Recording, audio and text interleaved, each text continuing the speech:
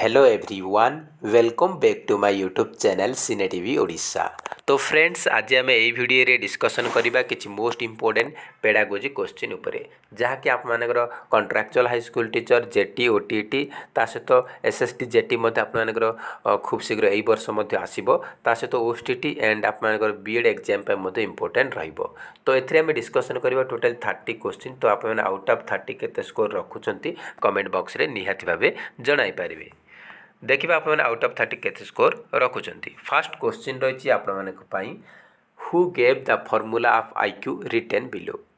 Intelligence quotient is mental age by chronological age into 100 से पचारि जे आमर जो आईक्यू फॉर्मूला रही इंटेलिजेंस क्वेश्चन माने बुद्धिमत्ता इज इक्वाल टू मानसिक बयस बाय प्रकृत बयस इंटू 100 ये जो आईक्यू फॉर्मूलाटा किए देइथिले विलियम स्टर्न टर्मेन बिनेट ना गाल्टन। तो आईक्यू फॉर्मूला को देइथिले किए ना विलियम स्टर्न देइथिले। ऑप्शन नंबर ए जो मैंने टिक करछंती एक मार्क ऐड करिनेबे।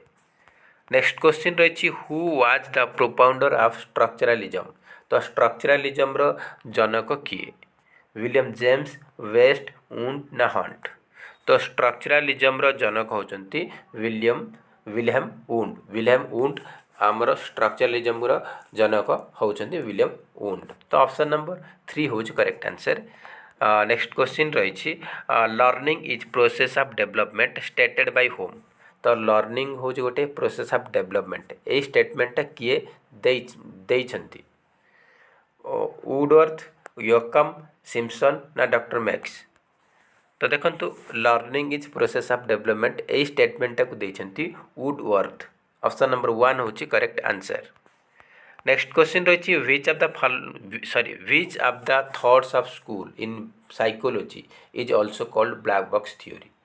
से कही स्कूल रो कौ चिंताधारा आमर साइकोलॉजी हिसाब रे ब्लैक बॉक्स थ्योरी कहा जाए बिहेवियरिज्म स्ट्रक्चरलिज्म फंक्शनलिज्म ना गेस्टालिज्म।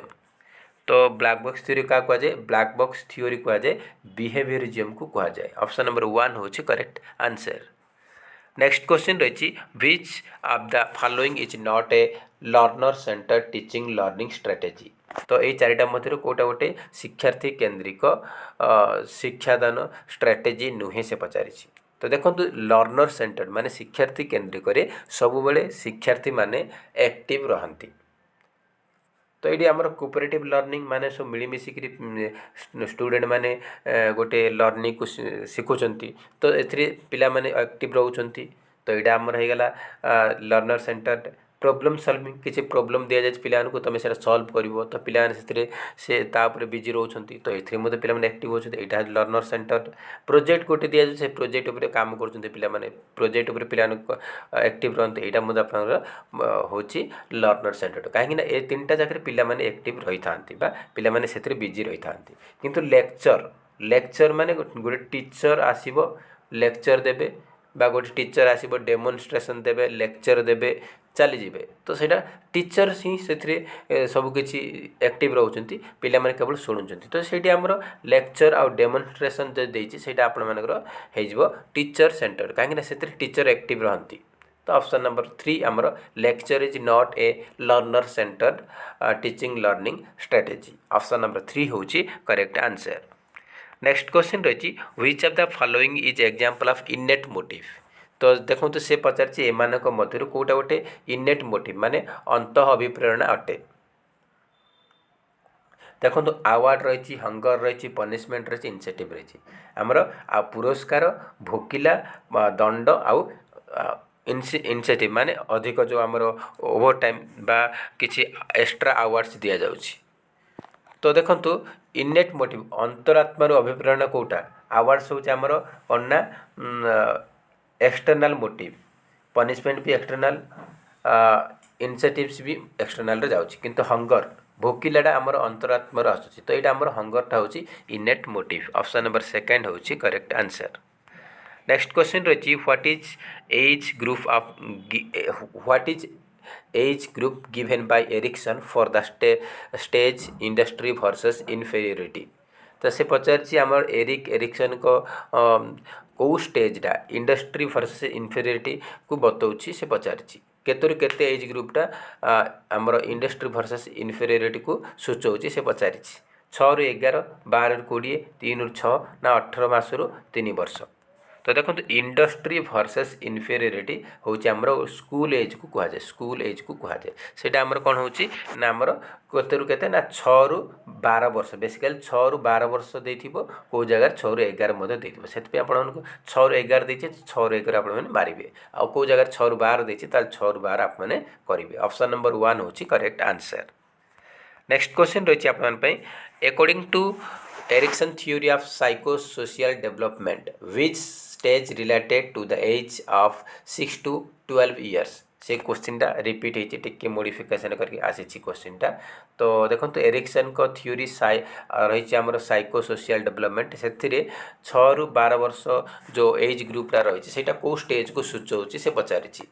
तो या पूर्व मुझे आपको कही रखी तो ये आमर डायरेक्ट आंसर कही रखुच्छी यहाँ हूँ 6 ରୁ 12 हो कि 6 ରୁ 11 हूँ आमर कौन ना industry versus inferiority industry versus inferiority. Option number 4 होची करेक्ट आंसर।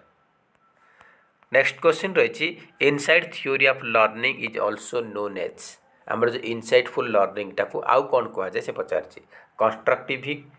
कंस्ट्रक्टिव थ्योरी ना सोशल लर्निंग ना गेस्टाल्ट ना मोटिवेशन।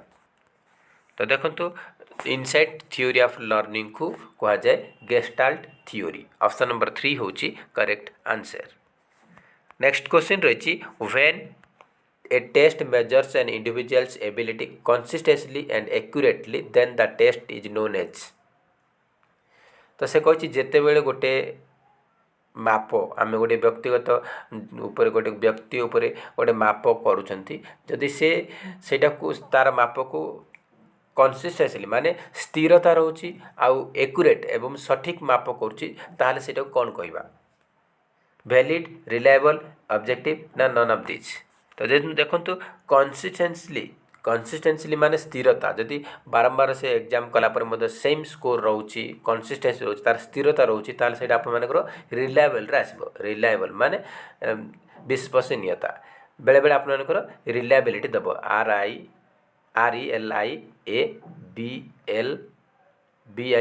RILABLITY रिलायबिलिटी ये रिलायबल देछि तो रिलायबल लिखबे आउ वैलिडिटी रिलायबिलिटी ऑब्जेक्टिविटी होछि। तो ये आम रिलायबिलिटी देनी रिलायबल देछि तो रिलायबल मारिबे नचेत आप रिलायबिलिटी मारिबे। तो ऑप्शन नंबर बी होछि करेक्ट आंसर। नेक्स्ट रही growth and development are the product of growth एवं डेवलपमेंट कहार प्रोडक्ट अटे से पचारि heredity environment both heredity and environment none of this. तो देखो तो ग्रोथ एंड डेवलपमेंट ए दुटा हूँ आम both heredity and environment product अटे। ऑप्शन नंबर 3 होची करेक्ट आंसर। नेक्स्ट क्वेश्चन रही the drive reduction theory of motivation is given by. तो आमर जो मोटिवेशन रो ड्राइव रिडक्शन थ्योरी अच्छी सेटा किए देथिले सेटा को किए देथिले हॉल मास्लो एटकिंसन ना रिचर्डसन। तो ड्राइव रिडक्शन थ्योरी को देछन्ते किए क्लार्क हॉल। नेक्स्ट क्वेश्चन रही the first psychological laboratory was established by whom से पचारि प्रथम साइकोलॉजिकल लैबोरेटरी किए स्थापना करथिले गाल्टन केटेल पेस्टालोजी ना उंड। तो देखो तो प्रथम साइकोलॉजिकल लैबोरेटरी किए करथिले ना विलहेम उंड स्थापना करथिले कौ जगार करथिले ना जर्मनी रो लिप्जिग LEIPZIG लिप्जिग रे जर्मनी रो लिप्जिग रे से प्रथम साइकोलॉजिकल लैबोरेटरी स्थापना करथिले। नेक्स्ट क्वेश्चन रही which of the following is not a stage of psychosexual development as given by Freud. आमर जो सिगमंड फ्रॉइड कहते किए सिगमंड फ्रेउड कहते तो सिगमंड फ्रेउड को अनुजाई सिगमंड फ्रॉइड को अनुजाई ताकर जो साइकोसेक्सुअल डेवलपमेंट स्टेज थिला तो साइकोसेक्सुअल डेवलपमेंट कोटा गोटे ताकर स्टेज नुहे से पचारि ओराल आनाल लैटेंसी आइकनिक। तो देखो तो साइकोसेक्सुअल डेवलपमेंट थिला ओराल स्टेज थिला आनाल स्टेज थिला फालिक स्टेज थिला फलिक और एक थिला लैटेंसी थिला और जेनिटल स्टेज थिला किंतु आइकॉनिक सिंबॉलिक एगुड़ा तांकर स्टेज नुह तो iconic is not a stage of psychosexual development as given by Freud. Next question रही if a child writes 16 to 61 and gets confuse between B and D this is case of. तो से कही जे गोटे पिला लेखिबारे 16 को से कौन लिखुची ना 61 लिखुची उल्टा लिखि दूची आ बी टा को से कौन भाबुची डी भाबुची बी टा को हमर जो बी अच्छी बी टा को से डी भाबुची तो एटा को केस रे हुई कौन होते ताकू से बी को डी लिख कन्फ्यूज बी आउ डी भितर कन्फ्यूज होची 16 को 61 लिखुची कन्फ्यूज तार आसुची एटा को केस रे आसुची से पचारिछि। Visual impairment learning disability mental impaired ना मेंटल रिटार्डेशन तो ये आमर कौन हम ना लर्निंग डिसेबिलिटी रे आसुची। ऑप्शन नंबर बी होची करेक्ट आंसर। नेक्स्ट क्वेश्चन रही which animal was taken Thorndike for his second experiment of trial and error theory of learning dog cat rat ना सिंपाजी। तो देखो आमर Thorndike trial and error theory ताकर second experiment रे cat को नहीं। Option number B होची correct answer. Dog को नहीं करते ना आमर आइवान पावलोव नहीं क्लासिकल कंडीशनिंग थ्योरी बाहर करते आ सिंपाजी की नहीं आप कोहलर कौन करते ना आमर करते से इनसाइटफुल लर्निंग थ्योरी बाहर करते कोहलर सिंपाजी को नहीं। तो ऑप्शन नंबर बी आमर correct answer option number B. Next question रही the development from central part of the body towards peripheries और एक्सट्रीमिटीज डिनोट्स द से कही जेकोसी आमर डेवलपमेंट हो गोटे भ्रूणर central part body central part रु डेवलप होगी तार पेरिफेरी आड़ को जाऊँगी माने आउटवर्ड को जाऊँगी तो सेटा को कौ टाइप डेवलपमेंट कहवा डिसेंट्रलाइज्ड ना प्रॉक्सिमो डिस्टल ना कास्काडे ना रेडिएटेड। तो देखो आमर दुईटा प्रकार डेवलपमेंट रही भ्रूणर गोटे हूँ आमर गोटे भ्रूण आमर माने जो माँ पेटर जो छुआ जन्म हो जो पेटर रोचे से कौन हो गोटे हेड टू टॉय माने आमर मस्तक रु तार डेवलपमेंट आरंभ हो मस्तक आरंभ होगी टो माने आंगुठी बा फुट पाद पर्यंत जदि तार विकासटा होची ताहले सेटा कहते कौन ना आमर कह जाए सेफालोकाउडल लॉ ऑफ डेवलपमेंट कहते। आउ गोटे आप रही जदि आम बॉडी सेंट्रल पार्ट रु आमर लेग्स आर्म्स गुड़ाक आमर जदि होपर आप टय आड़ को जाऊँगी आउट आड़ को जाऊँगी तो सेटा कौन कहुए ना प्रॉक्सिमो डिस्टल डेवलपमेंट कहुए। तो ये कही सेंट्र बॉडी सेंट्रल पार्ट रु पेरिफेरी बा आउट आड़ को जदि आमर डेवलपमेंटा जाऊँगी ताहले सेटा कहुए प्रॉक्सिमो डिस्टल डेवलपमेंट। तो मन रखु central to periphery proximo distal आपर हेड टू टॉय बा हेड टू फुट होची आपर सेफालोकाउडल लॉ ए दुईटा क्वेश्चन आपर प्रत्येक एग्जाम प्रतिवर्ष आसी था तो मन रखु ए दुईटा इंपोर्टेंट रोचे। नेक्स्ट क्वेश्चन रही which is the final stage of cognitive development according to Jean Piaget. तो जीन पियाजेट को अनुजाई कॉग्निटिव डेवलपमेंट फाइनल स्टेज कोटा से पचारि sensory motor formal operational post operational ना कंक्रीट ऑपरेशनल। तो देखो आमर कॉग्निटिव डेवलपमेंट चार्टा स्टेज रही सेंसरी मोटर फास्ट आसूची सेकेंड आसूची आपनकर प्री ऑपरेशनल थर्ड हूँ आप कंक्रीट ऑपरेशनल आ फोर्थ हूँ आपर फॉर्मल ऑपरेशनल स्टेज। तो ये आमर करेक्ट आंसर होची फोर्थ बा फाइनल स्टेज होची formal operational stage. Option number B होची करेक्ट आंसर। नेक्स्ट रही the term development task is given by. तो आमर डेवलपमेंटल टास्क ए टर्मटा किए देइथिले कोहलबर्ग वाइगोट्स्की पियाजेट ना हैविग्रस्ट। तो डेवलपमेंटल टास्क टर्मटा देइछंती ई हैविग्रस्ट देइछंती। नेक्स्ट क्वेश्चन रही आप one of the following is an example of fine motor skill.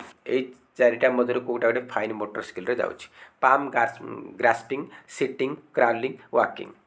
तो देखो आमर मोटर स्किल दुई प्रकार अच्छी मोटर स्किल माने आमर जो मांसपेशी द्वारा जोटा काम होछि तो ग्रॉस मोटर स्किल कोटा ना जो गुड़ाक बड़ बड़ मांसपेशी यूज होछि गोड़ हाथर पूरा यूज होछि सेटा होछि आमर ग्रॉस मोटर स्किल रे जाउछि जोटा आमर आंगुठी पापुली द्वारा आमर काम होछि तो सेटा होछि आमर फाइन मोटर स्किल रे जाउछि।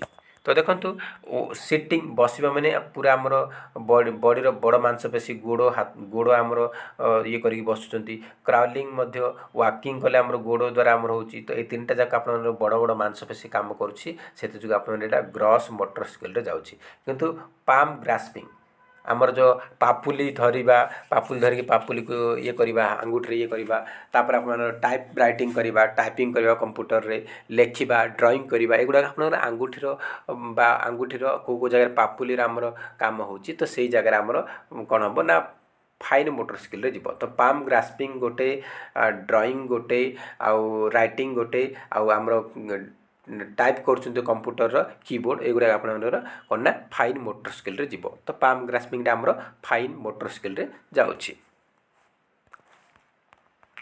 नेक्स्ट रही rapid growth and development is observed in the developmental stage of these.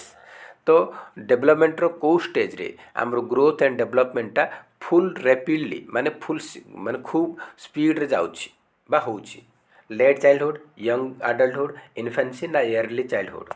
तो देखो डेवलपमेंट एंड ग्रोथ आमर रैपिडली कौन होची ना इन्फेंसी स्टेज रे शैशव अवस्था रे आमर ग्रोथ एंड डेवलपमेंट पूरा रैपिडली होची बा फटाफट होची। ऑप्शन नंबर 3 होची करेक्ट आंसर।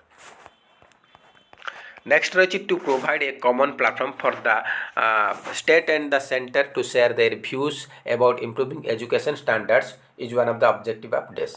से कही आमर गोटे कॉमन प्लेटफॉर्म रही जहाँकि स्टेट एंड सेंटर भितर आमर एजुकेशनल स्टैंडर्ड को इम्प्रूवमेंट करने व्यू शेयर करुच्ची। तो सेटा कहार ऑब्जेक्टिव अटे एनसीईआरटी रो ना सीईटी रो ना केब ना निपार। तो करेक्ट आंसर होची option number A CABE. Central advisory board of education CABE होची आमर correct answer option number C. Next question रही which theory stated that reinforcement is more effective means of encouraging behaviour than criticism और punishment. से कही जे आमर जो behaviour को encourage करने क्रिटिसाइज करवा समालोचना करवा कि दंड देवा अपेक्षा ताकू रीइंफोर्समेंट करवा होची अधिक इफेक्टिव अटे माने अधिक प्रभावशाली अटे। यही थ्योरीटा किए देइछन्ति से पचारि आमर 4टा ऑप्शन रही ecological system social learning by skin operand conditioning theory. तो देखो रीइंफोर्समेंट रो अन्य ना होची ऑपरेंट कंडीशनिंग थ्योरी। एटा हमर बीएफ स्किनर देइथिले। तो रीइंफोर्समेंट माने कहिछि माने आप माने आराम से मारबे operant conditioning theory. Option number D होची करेक्ट आंसर। आ एटा किए देइथिले ना बीएफ स्किनर देइथिले। नेक्स्ट क्वेश्चन रही Jean Piaget's theory of cognitive development suggests that children move through 4 different stage of mental development identify the one which is not a part of group. से कही आमर जो जीन पियाजेट जो theory देते cognitive development बा बौद्धिक विकास से पिलामाने 4टा stage भिन्न भिन्न स्टेज देकी मेंटल डेवलपमेंट होउची। तो से कोटा गोटे पार्ट नुहे से पचारि formal operational sensory motor concrete developmental. तो देखो आमर सेंसरी मोटर स्टेज अच्छी फॉर्मल रही कंक्रीट ऑपरेशनल रही किंतु डेवलपमेंटल स्टेज नुह। तो ऑप्शन नंबर डी होची करेक्ट आंसर। नेक्स्ट क्वेश्चन रही what does IEDC stands for. IEDC रो माने कौन से पचारि integrated education for disabled children Indian educational development council inclusive evaluation based on direct curriculum innovative environment development council. तो IEDC रो full form होची integrated education for disabled children. Option number A होची correct answer. Next question is the new structure of schooling proposed by new education policy 2020 is. तो आमर नुआ education policy 2020 आसी तार structure कौन schooling structure कौन से पचारि 10+2+3 3+5+5+2 ना 10+2 ना 5+3+3+4। तो नुआ स्कूलिंग स्ट्रक्चर होची 5+3+3+4। ऑप्शन नंबर डी होची करेक्ट आंसर। नेक्स्ट रही the drafting of new educational policy 2020 was headed by. तो आमर जो एनईपी 2020 आसिला तार ड्राफ्ट आसिला तो सेटा को किए हेड करथिले माने तार हेड किए थिले यशपाल प्रोफेसर यशपाल के कस्तूरी रंगन टीएसआर सुब्रमण्यम प्रोफेसर कृष्णा कुमार। तो आमर न्यू एजुकेशन पॉलिसी 2020 रो हेड थिले किए ना के कस्तूरी रंगन। ऑप्शन नंबर बी होची करेक्ट आंसर। नेक्स्ट क्वेश्चन रही authoritarian style of teaching and class management is extremely dash. तो आमर authoritarian style of teaching and class management कौ टाइप कंसल्टेटिव ना टीचर सेंट्रिक ना डेमोक्रेटिक ना स्टूडेंट राइट्स। तो correct answer होची option number B teacher centric. Next question रही curriculum is basically derived from a Latin word means dash. तो आमर करिकुलमटा साधारणतः गोटे लाटिन भाषारू आसी तो तार मतलब कौन तार करिकुलम माने कौन स्कूल बुक्स कंटेंट रनवे ना सब्जेक्ट। तो देखो करिकुलमटा बेसिकली आमर लाटिन वर्ड आसी लाटिन वर्ड कौ वर्ड आसी ना करे CURRERE करे अर्थ होची रनिंग रनिंग रनिंग करिकुलम माने कौन हम रनवे हम आराम से मारे रनवे एग्जाम रे मे बी कोई एग्जाम रे आसुचे आप लाटिन को वर्ड आसी तो करिकुलमटा कौ लाटिन वर्ड आसी एग्जाम रे जदि आसीबो ताल आप मारबे करे लाटिन वर्ड रो करिकुलमटा आसी कहीं आप पचारुची ए क्वेश्चनटा। तो नेक्स्ट क्वेश्चन रही adolescence is a period of storm and stress said by dash. तो एडोलेसेंस होची स्टॉर्म एंड स्ट्रेस यही स्टेटमेंटा किए देइछंती ब्रिक्सन कोल स्टैनहॉल ना विलियम मैकडुगाल। तो यहाँ को देइछंती किए ना स्टैनले हॉल देइछंती। ए question previous year OTT exam आपन आसीथिला ओएसटी रे मधे आसीथिला।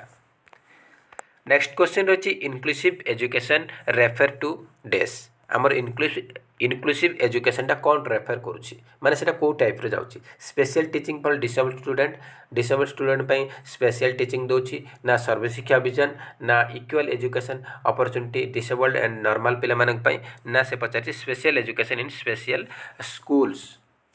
तो देखो ये आमर कहुई इनक्लूसिव एजुकेशन विषय जब कहुच्छी आप इनक्लूसिव एजुकेशनटा कौन कर समस्त को समान अपॉर्चुनिटी दौची सी नॉर्मल पिला हो कि भिन्नक्षम पिला हो समस्त को समान एजुकेशनल सुजोग दौची। तो ये ऑप्शन नंबर सी हो correct answer equal educational opportunities to disabled and normal students. तो ऑप्शन नंबर सी होची करेक्ट आंसर। तो फ्रेंड्स ए आप टोटल 30 क्वेश्चन थिला। तो आप आउट ऑफ 30 केते स्कोर रखिंट कमेंट बॉक्स रे निहात भाव जनइबे। जदि वीडियो भल लगुए ताहले निहात गोटे लाइक करेंगे और अधिक मात्रा कृपया सांगसाथी मानक शेयर करेंगे। तो फ्रेंड्स जय हिंद जय जगन्नाथ।